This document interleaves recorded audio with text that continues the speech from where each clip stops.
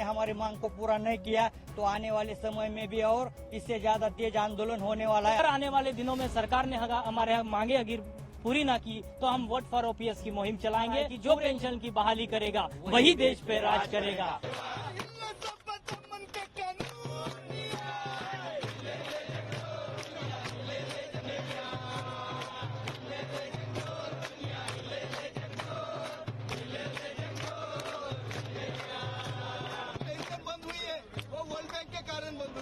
उन्होंने बोला कि हम पे खर्चा मत करो, इसलिए हम बोल रहे हैं हिले IMF होगा, हिले वर्ल्ड बैंक होगा, हिले IMF होगा, हिले वर्ल्ड दुनिया, हिले ले जगो, हिले ले जगो, हिले ले जगो, हिले जगो, हिले ले जगो,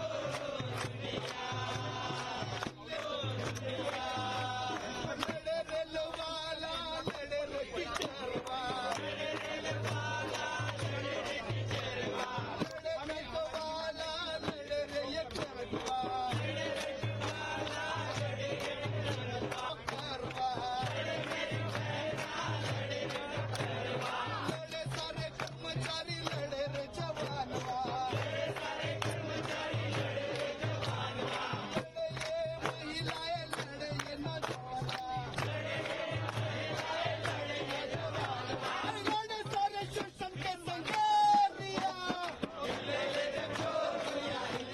हम महाराष्ट्र से आए हैं, पुणे से, और सारे लोगों का हमको मालूम ही है कि हमारी जो ओल्ड पेंशन स्कीम थी वो देश में 2004 से बंद है और हमारे महाराष्ट्र में 1 नवंबर 2005 से बंद है।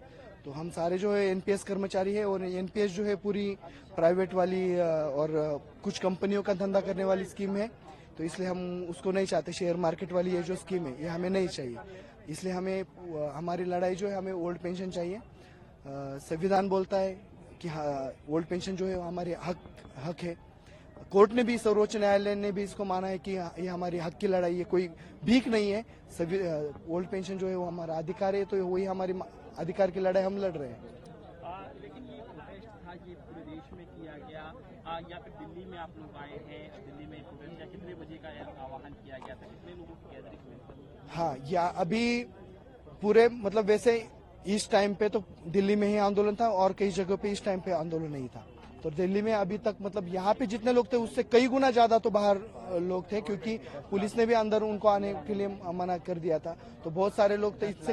हाँ, तो ये 10 लाख के आसपास लोग पूरे दिल्ली में हैं। नहीं, पूरे देश से आए हुए, हम महाराष्ट्र से आए हुए हैं और 10 लाख की भीड़ में यहाँ पे सब मौजूद है।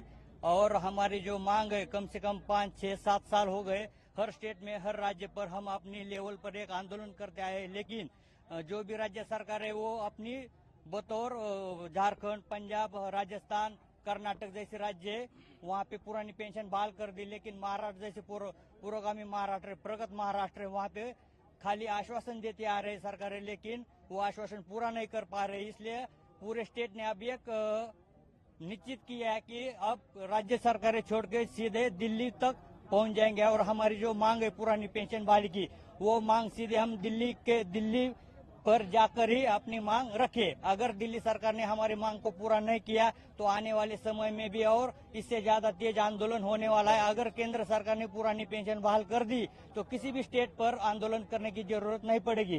पुरानी पेंशन और वैसी भी हमें चाहिए। और ये जो नई पेंशन वाली सरकार है, नई पेंशन ये पूरी खासगीकरण की तरफ बढ़ रही है, इसलिए हम पूरे बतौर अपने से विरोध कर रहे हैं। महाराष्ट्र में नहीं तो पूरे देश की मांग ये है कि हम देश में पुरानी पेंशन लागू करें, क्योंकि जो कर्मचारी है वो देश के हित में, देश के जो डेमोक्रेसी है, डेमोक्रेसी में जो स्कीम, नेशनल स्कीम होती है जो जनता के ऊपर लेने का ले जाने का काम कर्मचारी व्यवस्था करती है। Democracy is working with the help of bureaucracy sir, और ब्यूरोक्रेसी ये देश के विकास में बहुत बड़ा योगदान रखती है। तो हम सभी कर्मचारियों की मांग है कि महाराष्ट्र नहीं तो सभी देश में पुरानी पेंशन जल्द से जल्द शासन लागू करे, क्योंकि केंद्र की सरकार के हाथ में अभी ये पावर है, उनके पास ये अधिकार है कि सर आप तो सबका साथ, सबका विकास, सबका विश्वास की बात करते हैं सर। तो हमारी मांग है कि हम भी देश के लोग हैं, हमें भी जीने का अधिकार भारत के संविधान ने दिया है सर। तो हमारी मांग ये है कि आप जल्द से जल्द देश के कर्मचारियों को,